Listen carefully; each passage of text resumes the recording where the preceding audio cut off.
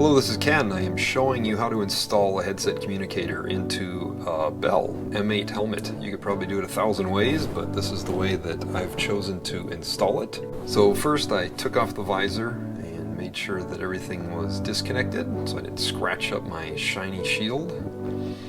Then I got the pad out, took a look at it, tried to see how things would fit. There seemed to be a couple of options. I did take the foam piece off the end and then put it back on, and then ended up leaving it off. It seemed to fit best that way. I put it so that the microphone was at the very tip of the mouth and checked to see how the wires lined up and how I could get it through. This helmet has a pretty good option for inserting the microphone. So I peeled back the liner there a little bit, shoved it through, tried to mark where I needed to send the wires through, as you can see with the marker there, and then used an X-Acto knife to cut out a slot for the wires to come through. Once I did that, tried to see how things would fit and kept in mind where the speaker would go. You can see I used yellow duct tape. Could be any color, could be something besides duct tape. But what I ended up doing is just trying to make it fit well and nice and tight. That would go on the inside of the helmet so you'll never see it or feel it on your face. I ended up cutting a slot for the wires to come through so that it didn't pull down on the fabric. Pulled the fabric back up, as you can see there, and then taped the fabric back up. So you can see there where I cut a slot in the top of the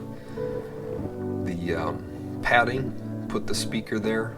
Where my ears line up in this helmet is right above the straps, which isn't exactly convenient, but it wasn't too bad of a problem.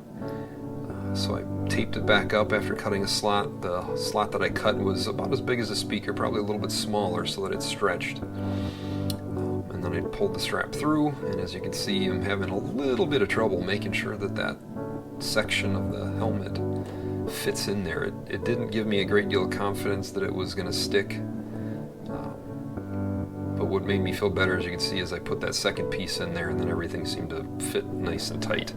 I would have to take that piece out. As you can see, I tested it there to see how it would feel, and it was nice because the speaker thing is, you couldn't feel it because the fabric there is really absorbing. I'm putting the wire in there, end up taking it out, as you'll see a little bit later. I needed the space. I put the other speaker in the other cheek pad, so I'm cutting a hole there. I'm going to shove that speaker through there, and then I'll tape it up here as well. Again, had to make it go right above where the strap goes in or out. So put the duct tape on, and then fit it back in there, putting the strap through. Have to do it the right way, not the wrong way. And then cram it all in there. It helps to sometimes pull the strap through because it'll get buckled up under there. I had a little bit of trouble with where the mouth, two pieces come together at the mouth. Had to fold the fabric in there nicely. As you can see, I'm just tucking in the wires, and it worked well. Ta-da!